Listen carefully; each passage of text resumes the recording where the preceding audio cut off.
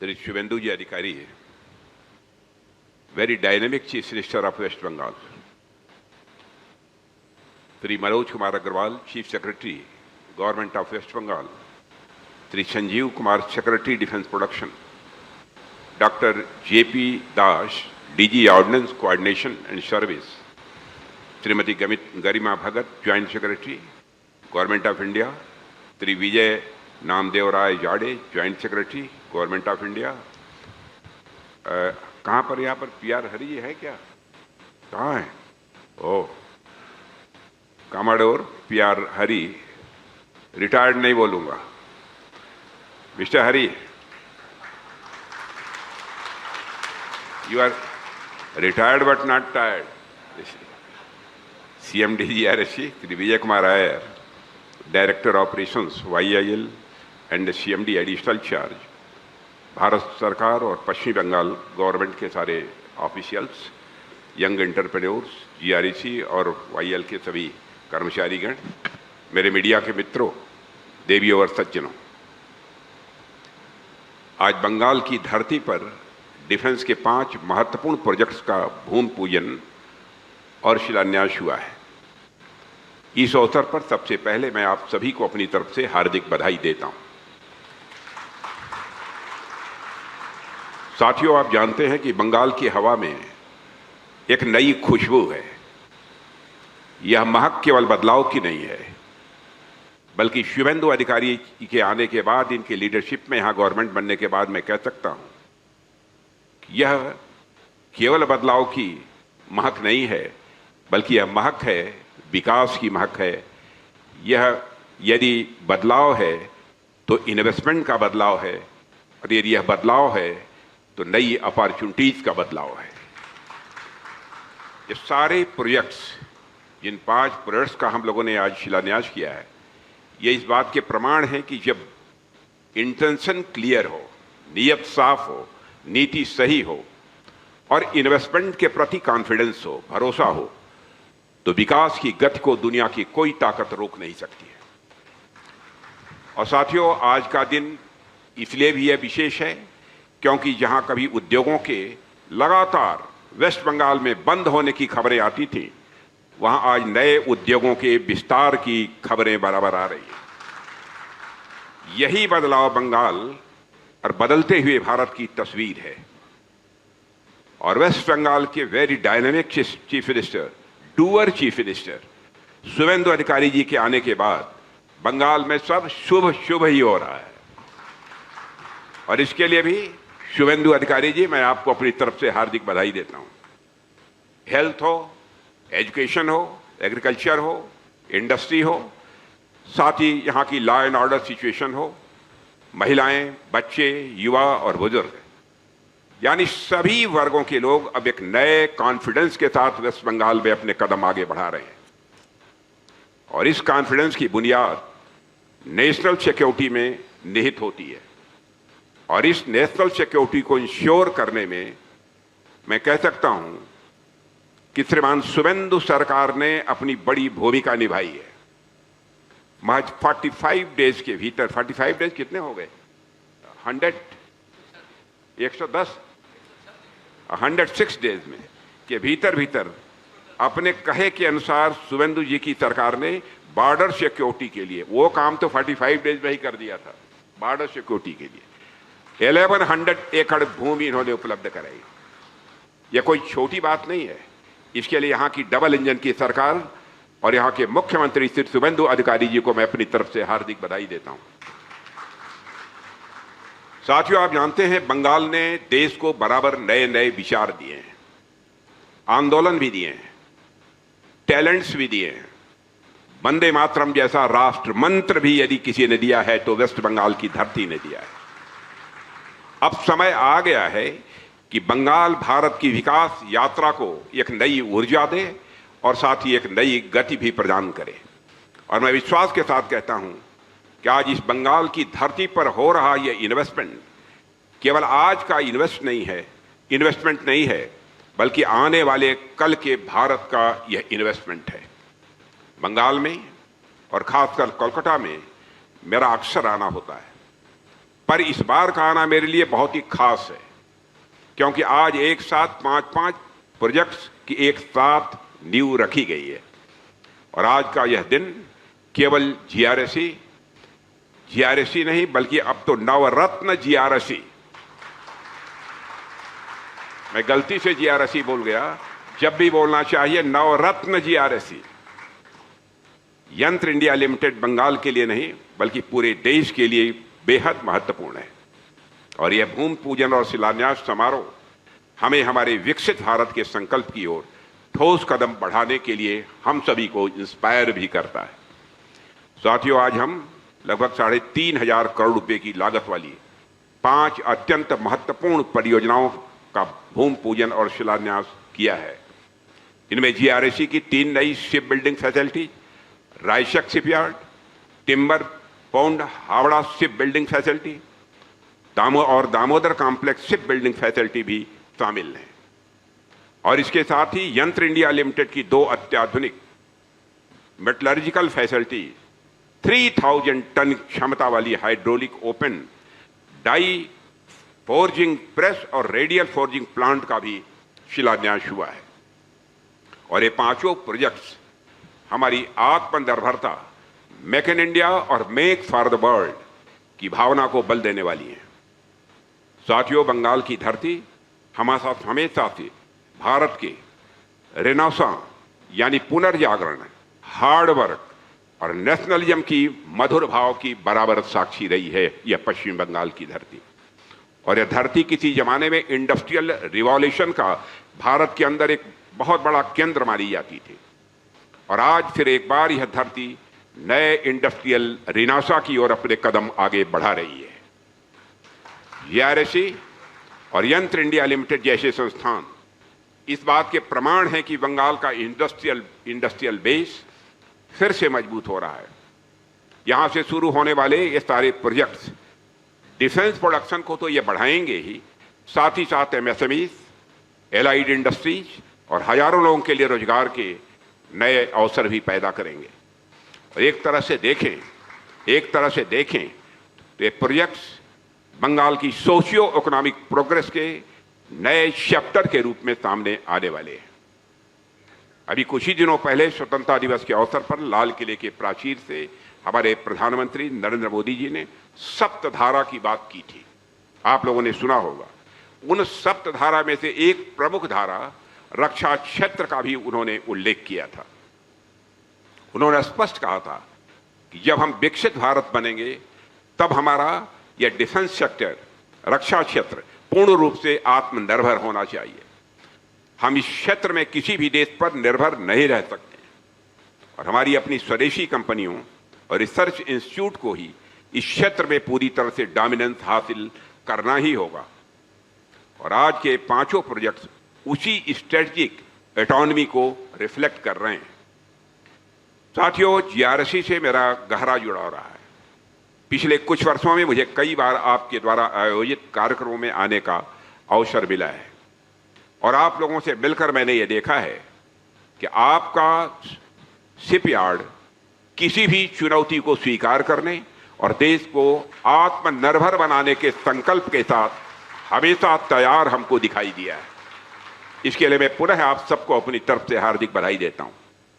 साथियों, इस शिपयार्ड में advance guided missile frigate INS Dunagiri भी निर्मित हुई है, जिसे इसी वर्ष माननीय प्रधानमंत्री जी ने राष्ट्र को समर्पित किया है। जीआरएसी ने अब तक 800 से अधिक वेजल्स बनाए हैं, 800 से अधिक वेजल्स बनाए हैं। और सबसे बड़ी बात है कि आप सभी आत्मनिर्भरता के एजेंडे पर काम कर रहे हैं, एक मिशन के साथ आप सब काम कर रहे हैं। यहां तक कि जो next generation offshore petrol vessel बन रहे हैं उनमें 80% से अधिक इंडिजिनस कंटेंट होगा। और यह दिखाता है कि हम विदेशी डिपेंडेंस को तेजी से कम कर रहे हैं। और मैं इस अवसर पर जीआरएसी को नवरत्ना स्टेटस मिलने पर भी अपनी तरफ से हार्दिक बधाई देता हूं। यह कोई सामान्य बात नहीं है नवरत्ना स्टेटस प्राप्त होना। आप लोगों ने यह करिश्मा किया है बंगाल की धरती पर। साथियों, यंत्र इंडिया लिमिटेड यानी YIL भी उतने ही गर्व से हमारे डिफेंस मैन्युफैक्चरिंग कैपेबिलिटी का पिलर बनकर खड़ा है। आज ईशापुर स्थित मेटल एंड स्टील फैक्ट्री में 2 नई मॉडर्न फैसिलिटीज का भी शिलान्यास हुआ है। इनमें advance weapons and strategic components की क्रिटिकल सप्लाई चेन पूरी तरह से सिक्योर होगी। अक्टूबर 2021 में एग्जिस्टेंस में आने के बावजूद इतने कम समय में ही इस कंपनी ने जो भी हमारे प्रारंभ के चैलेंजेस थे उन चैलेंजेस को पार करते हुए लगातार फाइनेंशियल और रेगुलेटरी एक्सेलेंस भी हासिल किया है। ट्रेडिशनल गोला बारूद से आगे बढ़ते हुए YIL रिसर्च एंड डेवलपमेंट पर भी लगातार इन्वेस्टमेंट कर रहा है।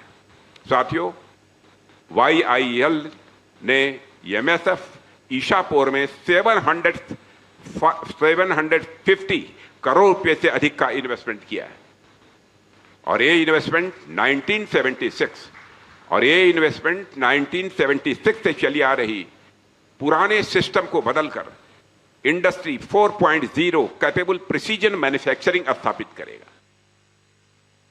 इससे हम और भी तेजी से स्वदेशी हथियारों के निर्माण की ओर अपने कदम आगे बढ़ाएंगे। साथियों, स्वदेशी हथियार हमारे लिए कितने जरूरी हैं, इसका उदाहरण हमें ऑपरेशन सिंदूर के दौरान देखने को आपको मिला होगा। केवल भारत को ही नहीं, भारतवासियों को ही नहीं, सारी दुनिया को देखने को मिला है। ऑपरेशन सिंदूर के दौरान दुनिया ने भारत के इंडिजिनस स्वदेशी हथियार प्रणालियों की क्षमता को भी देखा है और आगे भी रक्षा मंत्रालय के साथ हमारे लैब्स, हमारे पब्लिक सेक्टर अंडरटेकिंग्स और प्राइवेट स्टेक होल्डर्स मिलकर अपनी सेनाओं को इंडिजिनस प्लेटफॉर्म से लैस करने में कोई कसर नहीं छोड़ेंगे। यह बात मैं विश्वास के साथ कह सकता हूं और हमने यह साबित किया है कि आत्मनिर्भरता यह हमारी केवल पॉलिसी नहीं है। आत्मनिर्भरता बैटलफील्ड कैपेबिलिटी का एक मल्टीप्लायर है और इस पहल में GRC तथा यंत्र इंडिया लिमिटेड की भूमिका अत्यंत महत्वपूर्ण होने वाली है। साथियों, आज जब मैं आप सभी के बीच इतने महत्वपूर्ण अवसर पर यहां उपस्थित हूं तो मैं अपने कुछ विचार और भी आपके सामने साझा करना चाहूंगा। वह यह, आज जब हम एक पॉजिटिव थिंकिंग के साथ आत्मनिर्भरता के रास्ते पर बढ़ रहे हैं तो मुझे लगता है कि शिप बिल्डिंग सेक्टर में कैपेसिटी पैराडॉक्स को भी ध्यान में रखना होगा। कैपेसिटी पैराडॉक्स का विचार शिप बिल्डिंग की दुनिया में चल रहे एक बड़े बदलाव को समझने में मदद करता है। जैसे आप देखिए कि दुनिया भर में जहाजों की मांग लगातार बढ़ रही है, चाहे वह नेवल शिप्स हों, कमर्शियल कार्गो वेजल्स हों, ऑयल टैंकर्स हों, लॉजिस्टिक शिप्स हों, फिशिंग वेजल्स हों, पॉल्यूशन कंट्रोल वेजल्स हों या ऑफशोर प्लेटफॉर्म्स हो। हर कैटेगरी में डिमांड बढ़ रही है। समुद्री व्यापार भी तेजी से बढ़ रहा है। हमारी नौ सैनिक शक्ति का विस्तार भी तेजी से हो रहा है और समुद्री सुरक्षा की चुनौतियां भी बढ़ रही हैं, यानी डिमांड साइड पर कोई कमी नहीं है। दूसरी तरफ मैं आपका ध्यान आकर्षित करना चाहता हूं, UK, USA, नीदरलैंड और फ्रांस जैसे ट्रेडिशनल जहाज बनाने वाले जो देश रहे हैं, उन्होंने कॉलोनियल एरा में शिप बिल्डिंग के बल पर ही अपनी कॉलोनी स्थापित की थी। लेकिन पिछले कुछ डिकेड्स में ये देश अपनी शिप बिल्डिंग कैपेसिटी को धीरे धीरे अब कम करते जा रहे हैं। कम कर रहे हैं या कम हो रहा है, यह एक दूसरा विषय है, पर इतना जरूर है कि इनकी शिप बिल्डिंग कैपेसिटी धीरे धीरे कम हो रही है। इसके पीछे कई कारण हैं, जैसे लेबर कास्ट का बढ़ना, जो नौजवानों की यह पीढ़ी है इस क्षेत्र में उनका नया आना, नई फ्रंटियर टेक्नोलॉजी पर ध्यान केंद्रित करना और पुरानी शिपयार्ड्स का मॉडर्नाइजेशन न हो पाना। इसका नतीजा यह निकला है कि ग्लोबल शिप बिल्डिंग कैपेसिटी में एक गैप पैदा हो रहा है। और तीसरी और सबसे इंटरेस्टिंग बात यह है कि जहाज निर्माण में टेक्नोलॉजी इतनी तेजी से बदल रही है, जब तक एक जहाज डिजाइन और डेवलपमेंट का उसका काम पूरा होता है, तब तक नई टेक्नोलॉजी, तब तक कई टेक्नोलॉजीज आउटडेटेड हो चुकी होती हैं। एक छोटे जहाज को भी डिजाइन से लेकर डिलीवरी तक आने में 5 से 10 साल लग जाते हैं, आप जानते हैं। बड़े वारशिप्स या एडवांस कॉमर्शियल वेजल्स के मामले में तो 15 to 20 ईयर्स तक का समय लग जाता है। इस बीच propulsion systems, sensors, weapons, automation, green fuel technology, सब कुछ काफी बदल जाता है। मतलब यह है कि जहाज बनने से पहले ही उसकी कुछ टेक्नोलॉजी पुरानी हो चुकी होती है। यह एक बहुत बड़ा चैलेंज है हम सबके सामने। साथियों, इन तीनों स्थितियों को यदि आप मिला दीजिए, बढ़ती डिमांड, घटती ट्रेडिशनल शिप बिल्डिंग कैपेसिटी और तेजी से बदलती टेक्नोलॉजी, जब इन तीनों को मिलाएंगे तो एक ग्लोबल शिप बिल्डिंग वैक्यूम पैदा हो रहा है, यह कहने में भी मुझे संकोच नहीं है। और यह वैक्यूम 3 क्षेत्रों में सबसे अधिक हमको देखने को मिल रहा है: डिजाइन में, मैन्युफैक्चरिंग में और मेंटेनेंस, रिपेयर एंड ओवरहॉल यानी एमआरओ में। और यही वह गोल्डन पीरियड है, इसे भारत कैप्चर कर सकता है। और मैं कहना चाहता हूं, आप लोगों के बल के आधार पर हम सब इसको कैप्चर करके ही रहेंगे। साथियों, पहली बार डिजाइन की करते हैं। ट्रेडिशनल शिप बिल्डिंग नेशंस के पास जो डिजाइन एक्सपर्टीज थी, आज आप जानते हैं कि वह धीरे धीरे कम हो रही है। नई पीढ़ी क्षेत्र में कम आ रही है। दूसरी तरफ भारत के पास नई पीढ़ी के इंजीनियर्स की बड़ी संख्या है। आईटी टैलेंट्स भी हमारे पास हैं। स्टिमुलेशन और आर्टिफिशियल इंटेलिजेंस कैपेबिलिटीज भी हमारे पास हैं। हम world class ship design hub बन सकते हैं। और हम सिर्फ दूसरों के डिजाइन पर जहाज ना बनाएं, बल्कि खुद नए डिजाइन तैयार करें, पेटेंट्स भी करें और दुनिया को एक्सपोर्ट करें।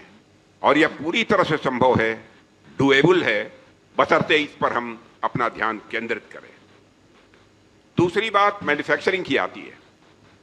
खास बात यह है कि शिप बिल्डिंग मैन्युफैक्चरिंग के क्षेत्र में ऑटोमेशन का स्कोप कम है। कई developed countries labour intensive ship building से पीछे हट रही हैं, क्योंकि वहां लागत बहुत बढ़ गई है और स्किल्ड वर्क फोर्स की भी वहां पर कमी है। हमारे पास इसके विपरीत स्थिति है। हमारे पास विशाल स्किल्ड वर्क फोर्स भी है, स्टील इंडस्ट्री है, हमारे पास एमएसएमई बेस भी है और अब नई टेक्नोलॉजी अपनाने की हमारे पास विल पावर भी है। यदि हम अपनी मैन्युफैक्चरिंग कैपेसिटी को मॉडर्न बनाएं और ग्लोबल क्वालिटी स्टैंडर्ड्स पर काम करें, तो भारत दुनिया का अगला बड़ा शिप बिल्डिंग हब बनकर रहेगा। और तीसरा क्षेत्र है एमआरओ यानी मेंटेनेंस, रिपेयर एंड ओवरऑल। मैं इसे एक लो हैंगिंग फ्रूट मानता हूं। एमआरओ में न तो बहुत अधिक कैपिटल इन्वेस्टमेंट की जरूरत होती है और न ही बहुत अधिक मैन पावर की जरूरत होती है। जहाज बनाने में जो लंबा समय और बड़ा पैसा लगता है, एमआरओ में कम से कम वह नहीं लगता है। बस क्वालिटी, डिसिप्लिन और रिलायबल टाइमलाइन की जरूरत होती है। यदि हम इंडियन ओशन रीजन में शिप रिपेयर और ओवरहॉल का हब बन जाएं, तो फॉरेन एक्सचेंज की बचत के साथ साथ हम हजारों की संख्या में रोजगार भी, एम्प्लॉयमेंट अपॉर्चुनिटीज भी पैदा कर सकते हैं। आज भी हमारे बनाए वारशिप्स दुनिया के कॉन्फ्लिक्ट रीजन से होकर हमारी एनर्जी सप्लाई को सुरक्षित रखने में मदद कर रहे हैं। लेकिन एमआरओ के क्षेत्र में हम और भी बहुत कुछ कर सकते हैं, यह हमारी क्षमता है। मैं चाहता हूं कि जीआरएसी इस दिशा में विचार करे और जीआरएसी इस दिशा में भी अपने कदम आगे बढ़ाए। हालांकि आप सब पहले से इस दिशा में प्रयास कर रहे हैं, लेकिन अब हमें इन प्रयासों को गति देनी होगी और हमें अपने इन प्रयासों में तेजी लानी होगी। साथियों, आज का यह अवसर केवल कुछ इंफ्रास्ट्रक्चर प्रोजेक्ट्स का एक्सपेंशन ही नहीं है, यह ग्लोबल वैक्यूम को भरने की दिशा में एक स्ट्रेटेजिक स्टेप है। जीआरएसी की रायशक फैसिलिटी आपको 200 मीटर लंबे वारशिप बनाने की क्षमता देगी। इससे आप अगली पीढ़ी के डिस्ट्रॉयर्स के लिए भी बिड कर सकेंगे, जिन्हें नेवी भविष्य में बनाने की योजना भी बना रही है। टिम्बर पॉन्ड, हावड़ा और दामोदर कॉम्प्लेक्स की फैसिलिटीज भी जहाज निर्माण को की पूरी वैल्यू चेन को मजबूत करेगी। और साथियों, यंत्र इंडिया लिमिटेड की दोनों फोर्जिंग फैसिलिटीज भारी तोपों, नेवल वेपन्स और एडवांस डिफेंस इक्विपमेंट के लिए हाई क्वालिटी मेटल्स भी तैयार करेंगी। इससे हमारे नेवी की ऑपरेशनल रेडीनेस और मैरीटाइम फायर पावर को भी सीधा बल मिलेगा। आप लोग जानते हैं कि हमारे यहां पारस पत्थर की कल्पना की गई है। पारस पत्थर वह होता है कि जिस भी धातु को छू दे वो मेटल सोना बन जाता है। सुना होगा आपने। YAIL भी मैं समझता हूं कि हमारे लिए वह पारस पत्थर ही है। आपके संपर्क में भी जो मेटल आ जाता है, आपके संपर्क में भी जो मेटल आ जाता है, अंततः वह भी सोने से कम नहीं है। आपकी मेटलर्जिकल टेक्निक्स एवं फोर्जिंग टेक्निक्स द्वारा तैयार किया गया आयरन एवं एल्युमिनियम का मिलिट्री ग्रेड मेटल के रूप में विकसित होता है, जिसकी कीमत सोने से भी कहीं अधिक होती है। साथियों, यह सभी इनविसेस्ड प्रोजेक्ट्स हमारे इकोनॉमिक डेवलपमेंट से भी जुड़े हुए हैं, सीधे हमारे इकोनॉमिक डेवलपमेंट से जुड़े हैं। और एक जहाज जब बनता है तो उसके साथ हजारों सपने भी आकार ले लेते हैं। जब हम अपने जहाज खुद बनाएंगे, स्वाभाविक है कि हमारे फॉरेन एक्सचेंज की बचत होगी और साथ ही साथ हमारा इकोनॉमिक डेवलपमेंट जो है तेजी के साथ आगे बढ़ेगा। साथियों, जहाज निर्माण से इंडस्ट्रियल डेवलपमेंट होगा, MSMEs को बढ़ावा मिलेगा ही मिलेगा और बड़ी संख्या में डायरेक्ट और इनडायरेक्ट जॉब अपॉर्चुनिटीज भी क्रिएट होंगी। यह बंगाल के लिए और भी महत्वपूर्ण है, क्योंकि यहाँ की अर्थव्यवस्था, यहाँ की इकॉनमी को अब एक नई गति की आवश्यकता है। और मैं आश्वस्त हूं कि हमारे यहाँ के मुख्यमंत्री शिवेंदु जी अधिकारी का हर प्रकार का सहयोग आप सबको प्राप्त होगा, यह मैं आपको आश्वस्त करना चाहता हूं। GRSE के पास 800 से अधिक जहाजों के निर्माण का एक बहुत ही एक्सपीरियंस है। आपके पास टेक्निकल नो हाउ है, आपके पास स्किल्ड वर्कफोर्स है और अब एक्सटेंडेड कैपेसिटी भी आपके पास होगी। आपको इसका पूरा उपयोग करना होगा। और जैसा मुझे बताया गया कि आप सभी नेवी के ऑर्डर्स के साथ साथ एक जर्मनी कंपनी के भी 12 कार्गो शिप्स भी आप बना रहे हैं। यह बिल्कुल हमारी मेक इन इंडिया और मेक फॉर द वर्ल्ड की विजन के अनुरूप है। जैसे जैसे आपकी कैपेसिटी बढ़ेगी, आपको डोमेस्टिक और इंटरनेशनल दोनों ही मार्केट्स में अधिक एग्रेसिव बिडिंग करनी ही होगी। अब हमारी सोच यह नहीं होनी चाहिए कि भारत को दुनिया से क्या खरीदना है। हमारी सोच अभी यह होनी चाहिए कि हमें दुनिया को क्या देना है। आप पहले भी 2 बार शिप एक्सपोर्ट कर चुके हैं और कई फ्रेंडली नेशंस भारत की और नेवल शिप्स की मांग के लिए देख रहे हैं। मैं समझता हूं साथियों, यह अवसर जो हमको प्राप्त हुआ है, इसे हमें भविष्य में खोना नहीं है। प्रधानमंत्री जी ने स्वतंत्रता दिवस के संबोधन में कहा था कि हमें कॉम्पिटिटिव रेट्स पर क्वालिटी प्रोडक्ट्स डिलीवर करने होंगे। शुरुआत में प्रॉफिट मार्जिन्स कम हो सकते हैं, लेकिन वॉल्यूम उसकी भरपाई कर देगा। और हमें यही अप्रोच रखनी होगी। हमें अपनी लागत को यानी इन्वेस्टमेंट को घटाना होगा, क्वालिटी हमको इंप्रूव करनी होगी और टाइमली डिलीवरी भी इंश्योर करनी होगी। तभी हम ग्लोबल कंपटीशन में खड़े हो पाएंगे। हमारा लक्ष्य होना चाहिए कि क्वालिटी ऐसी कि दुनिया भरोसा करे, क्वालिटी ऐसी कि दुनिया भरोसा करे, कास्ट ऐसी कि दुनिया चुने और डिलीवरी ऐसी कि दुनिया बार बार ऑर्डर करे। साथियों, मैं जानता हूं आपके सामने चैलेंजेज हैं, इसमें कहीं दो मत नहीं है। वाइटल कंपोनेंट्स की आपूर्ति में कभी कभी तरह तरह की बाधाएं भी आती हैं और प्राइवेट सेक्टर की भागीदारी अभी उस स्तर पर नहीं है जिस स्तर पर होनी चाहिए थी। सरकार इन मुद्दों को हल करने के लिए लगातार काम कर रही है और जैसे जैसे प्राइवेट सेक्टर की भागीदारी बढ़ेगी, कई बाधाएं अपने आप हल हो जाएंगी, इतना मैं आपको आश्वस्त करना चाहता हूं। यहां उपस्थित इंडस्ट्री कैप्टन से भी मेरा आग्रह है कि वे आगे आएं और इस यात्रा में वह भी भागीदार बने। यही समय है और यही सही समय है। समुद्री क्षेत्र के विकास पर जो जोर दिया जा रहा है उसे देखते हुए आपको कभी भी प्रॉफिट की कमी नहीं होगी। और साथियों, आज के इन 5 प्रोजेक्ट्स का शिलान्यास इस बात का संकेत है कि हम अपनी डिफेंस मैन्युफैक्चरिंग कैपेबिलिटीज को हर स्तर पर विस्तार दे रहे हैं। और यह केवल सरकार का प्रयास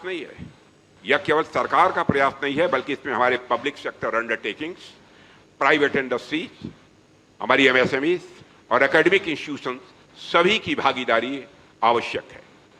आप देखेंगे कि जो इन्वेस्ट आज आप करेंगे वह आने वाले वर्षों में कई गुना होकर अपने आप वापस आएगा। सरकार आपके साथ है और डिमांड भी बढ़ रही है। ऐसे में सबको एक साथ इस सेक्टर में आना चाहिए। मैं जीआरएसी और यंत्र इंडिया लिमिटेड के सभी अधिकारियों, सभी इंजीनियर्स, सभी कर्मचारियों और अपने सभी श्रमिक भाइयों को भी अपनी तरफ से हार्दिक बधाई देता हूं। आप सभी के सम्मिलित प्रयास से ही यह संभव हो रहा है और आने वाले समय में जीआरएसी द ग्रेट जीआरएसी के रूप में सामने आएगा, इसमें मुझे रंच मात्र भी संदेह नहीं है। और आप कहेंगे तो इस जीआरएसी का वह ऐसे हालात जिस दिन पैदा होंगे, इस जीआरएसी का नाम बदलकर द ग्रेट जीआरएसी रखने में मुझे संकोच नहीं होगा। मैं भारतीय नौसेना की भी सराहना करता हूं जो स्वदेशी उत्पादों पर भरोसा कर रही है और हमारे सारे तीनों फोर्सेस इंडिजिनस आइटम्स पर अब भरोसा कर रही हैं और स्वदेशी जहाज निर्माण को भी इंडियन नेवी भी बराबर प्रोत्साहन दे रही है। यहां पर Sanjeev Kumar, secretary defence production भी मौजूद हैं। आपकी लीडरशिप में डिफेंस प्रोडक्शन बराबर नई ऊंचाइयां छू रहा है। पूरी लगन के साथ हमारे संजीव कुमार जी लगे रहते हैं और आपका एक इवेंट खत्म नहीं होता तब तक अगले इवेंट्स लाइन में तैयार रहते हैं।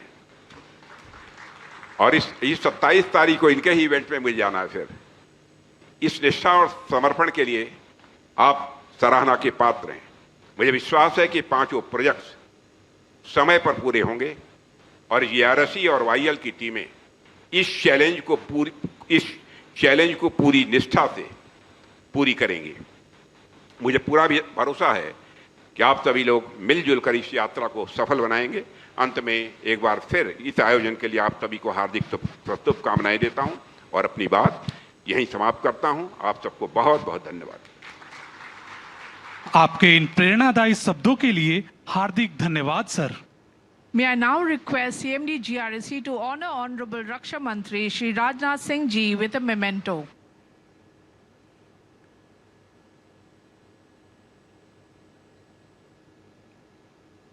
अब यंत्र इंडिया लिमिटेड के अध्यक्ष एवं प्रबंध निदेशक से अनुरोध है कि वे माननीय रक्षा मंत्री श्री राजनाथ सिंह जी को स्मृति चिन्ह से सम्मानित करें।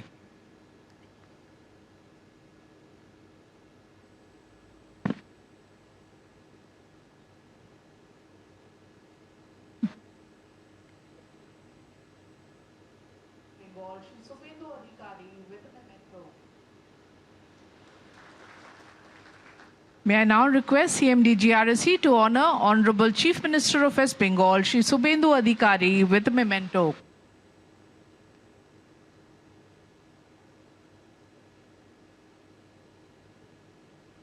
अब यंत्र इंडिया लिमिटेड के अध्यक्ष एवं प्रबंध निदेशक से अनुरोध है कि वे पश्चिम बंगाल के माननीय मुख्यमंत्री श्री शुभेंदु अधिकारी को स्मृति चिन्ह से सम्मानित करें।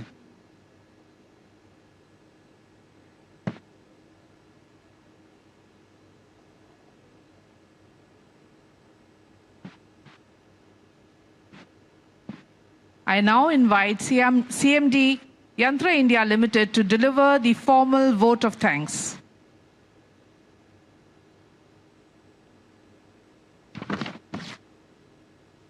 এবিপি আনন্দ এগিয়ে থাকে এগিয়ে রাখে।